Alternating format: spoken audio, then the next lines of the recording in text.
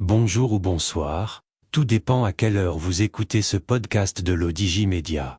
Notre chroniqueur invité, Aziz Bousseta, partage son avis et ses réflexions dans un article qu'il a intitulé « Aziz Akanouche a enfin parlé, la situation est donc grave ». Alors écoutons-le dans ce podcast. L'auteur commence son article ainsi.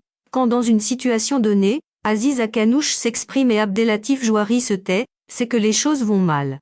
Or, le Wali de Banque Al-Maghrib n'a pas fait son point de presse traditionnel après le Conseil de la Banque centrale et le chef du gouvernement a, finalement, parlé, en réponse au débat qui est né suite à cette inflation qui commence à être sérieusement inquiétante.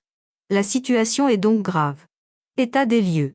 L'inflation s'est confortablement installée dans le pays, touchant tout le monde mais particulièrement les catégories vulnérables, désormais encore plus vulnérables, et les classes moyennes, par définition dangereuses si elles venaient à se vulnérabiliser.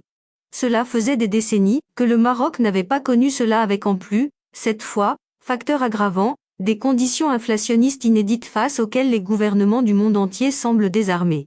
En février dernier, l'inflation au Maroc a dépassé la barre psychologique des 10%. L'auteur poursuit son article ainsi. Cette inflation qui menace d'échapper à tout contrôle devient donc un problème pour l'État, bien plus que pour le gouvernement. Et la machine de l'État semble se mettre en branle, dans une direction qui ne semble pas toutefois être encore bien définie. Acte 1. Le gardien du temple monétaire se réunit en conseil et décide d'augmenter, pour la 3e fois consécutive, son taux directeur à 3%, démentant au passage les prévisions de croissance et d'inflation présentées par un gouvernement trop optimiste pour être conscient et trop inconscient pour être réaliste. En outre et enfin, Banque Al-Maghrib rappelle cette très douloureuse vérité de la décompensation des produits de première nécessité programmée par le cabinet Akanouche, qui n'aime pas évoquer la question, en 2024. Acte 2. Le haut-commissaire au plan, Ahmed Lalimi, tonton flingueur national, flingue et dézingue à tour de bras.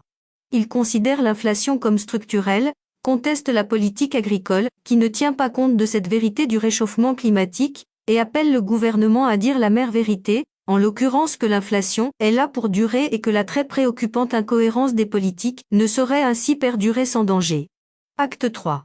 Le PPS, seul parti à faire encore sens, sort sa grosse artillerie. Étonnamment et coupablement silencieux dans la très délicate affaire de l'examen des avocats, le parti dirigé par Nabil Ben Abdallah tient son politburo, rumine contre le gouvernement et fulmine contre son silence. Puis il ajuste le tir, et ouvre le feu dans une lettre ouverte, contre le gouvernement, son indifférence, sa légèreté et, en creux, dénonce son incompétence. Il n'y a vraisemblablement pas de lien avec les 2 sorties précédentes, mais gageons que les planètes s'alignent. L'auteur ajoute ainsi. Acte 4. Face à l'ambiance générale d'inquiétude et de doute, d'incertitude et d'un début de colère, le chef du gouvernement s'est donc résigné à faire ce qu'il apprécie le moins, en l'occurrence s'exprimer. Une communication plutôt curieuse, faite dans un média francophone écrit pour donner des explications à une population plutôt arabophone qui lit peu, surtout en français, il égrène ses milliards habituels engloutis dans la santé et avalés par l'éducation, chiffres qu'il connaît par cœur à force de les répéter, puis il assure beaucoup de choses sans rassurer beaucoup de monde.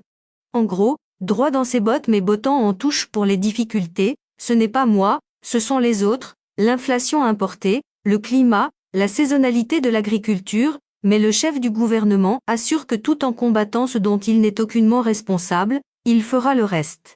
Comment ? L'histoire ne le dit pas. Et, acte 4 bis. Puis le chef des ministres mandate un de ses ministres, pour dire plus. Mais sous couvert d'anonymat, toujours chez nos confrères de Média 24. L'homme, ou la dame, explique sans convaincre, règle au passage ses comptes avec le PJD, ce qui conduit à penser que notre ministre est RNI, égratigne Abdelatif Jouari sans le nommer, dément Ahmed Lalimi sans le citer, et assène cette puissante vérité sur l'agriculture, aucune politique agricole ne peut prospérer sans l'eau et le foncier. L'auteur précise ainsi. En effet. Sauf que tout cela relève davantage de l'amateurisme que d'une quelconque gestion ou communication de crise.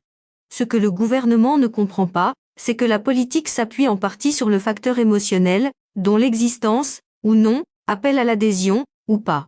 C'est pour cela que des statistiques, des études et des mesures du moral des ménages et des entreprises sont établies. Or, la perception générale de ce gouvernement est très négative et le sentiment de rejet atteint des sommets. Alors, que se trame-t-il? Y a-t-il une raison à la sortie de tout ce monde, en même temps, chacun appuyant là où le gouvernement a mal? Peut-être aucune, et ce serait regrettable car cela reviendrait à trahir les espoirs et tromper les attentes d'une population qui, disait naguère le RNI, mérite mieux. Mais peut-être que ce remue-ménage augure de grands changements politiques dont le Maroc a besoin pour faire face aux déséquilibres et menaces internes et aux défis et mutations externes. Et un grand changement, c'est peut-être davantage qu'un simple remaniement technique, ou même politique, du gouvernement. L'auteur conclut son article ainsi. L'inflation menaçant d'appauvrir encore plus les catégories pauvres et les classes moyennes, dans la durée, c'est la paix sociale qui est menacée et l'État, par effet mécanique, directement impliqué, et dans ce cas il devient nécessaire de revoir le casting général et ne pas se contenter de sacrifier de malheureux lampistes et autres seconds couteaux. Rédigé par Aziz Bousseta, élu par l'intelligence artificielle de l'ODJ Media. Merci d'avoir écouté ce podcast de l'ODJ Media, ce bouquet de supports numériques, portail, magazine mensuel connecté, web radio et web TV. N'oubliez pas de télécharger notre application l'ODJ Mobile sur Play Store et de vous abonner à notre chaîne YouTube l'ODJ TV. Vous pouvez, aussi, nous suivre sur nos réseaux sociaux, Instagram, Facebook, TikTok, LinkedIn et Twitter. Ou encore, vous inscrire sur notre newsletter quotidienne à partir du portail lodj.ma. Alors, on se dit au prochain podcast de nos chroniqueurs invités. Et à très bientôt, si et seulement si vous le voulez bien.